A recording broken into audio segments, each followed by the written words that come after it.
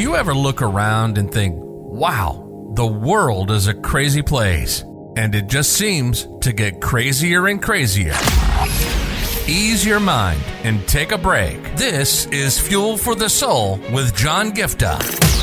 We're a hub for inspirational Christian sermons, practical keys for Christian living, and Christian discussions and interviews. You'll be inspired to live the life that you were created for. Your host is a top-ranking podcaster, best-selling author, world record holder, aerospace engineer, life coach, evangelist, and founder of John Gifta International.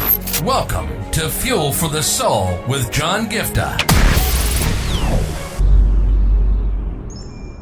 So, when you want clarity in life, it's not always about searching far and wide, and there's so many voices, there's so many distractions in the world today. True. And when you look at the media, there's something new that's happening.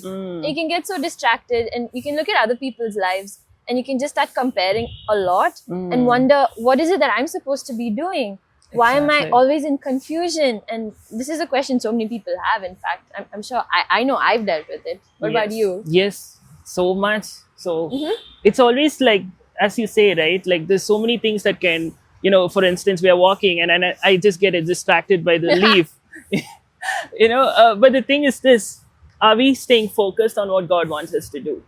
And when we are focused, God will lead us by his still soft voice. Many times we don't get clarity, not because God isn't leading or guiding. It's because we are so engrossed looking at other things in life. Yeah, we're so caught up. And this reminds me, when I'm so caught up with something else, it kind of takes my attention and it takes up space in my heart. And maybe the way to get clarity is to let go of something.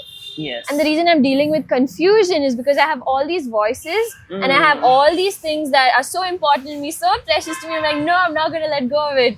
It's mine because I'm so scared of letting go.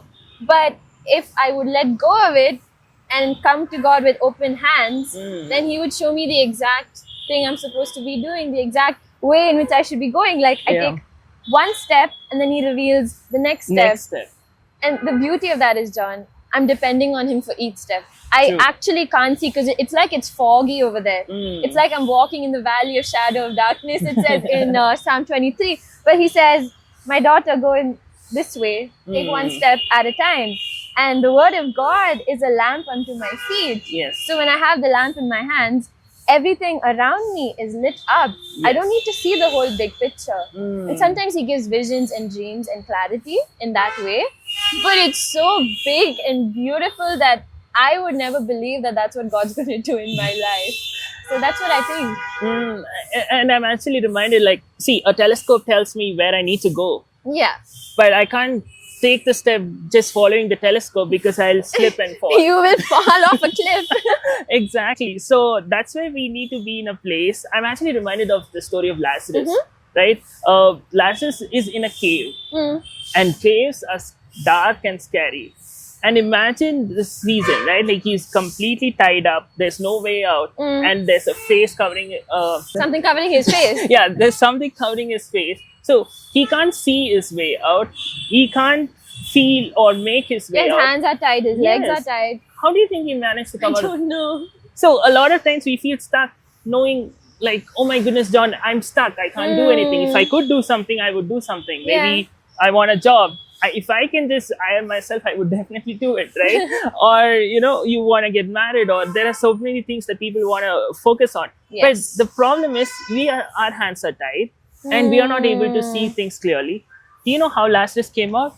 The only thing that he could do was he could hear the voice of Jesus. Jesus. Wow. That's the PowerPoint for you guys. Instead of just going by... oh my gosh, I'm not able to do anything, or I can't see a way. I don't know the way. I don't know the way out. That's when you need to start hearing the voice of God, because he will lead you every step along the way. Yes, and that's how you get clarity and you can walk in peace, which is the biggest indicator that you're walking in the right direction.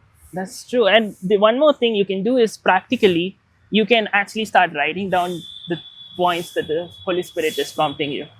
Because when you start writing, that's when you start getting the thoughts into a proper structure. I am so with you on that. I feel like the tactile feeling of pen on paper and then the voice of God. He's speaking so many things, but there's too many noises in my mind. When I write it down, it gets so clear. See, even when we were planning this shoot, I got like 127 ideas. You should do this, you should do that. And nothing worked till I put it in paper and start figuring out. That's how you'll get clarity in life. Yes, we hope this blesses you and we hope you get clarity in life for everything that's ahead of you. It's very simple. It doesn't have to be complicated.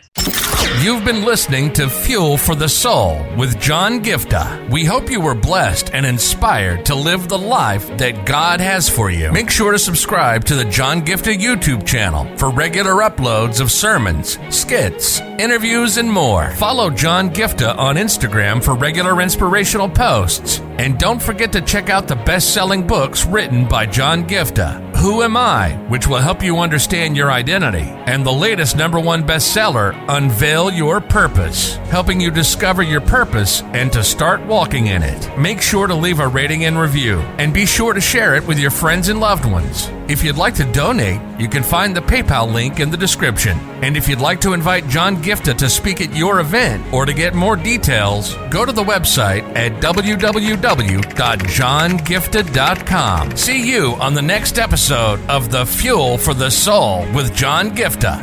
God bless you.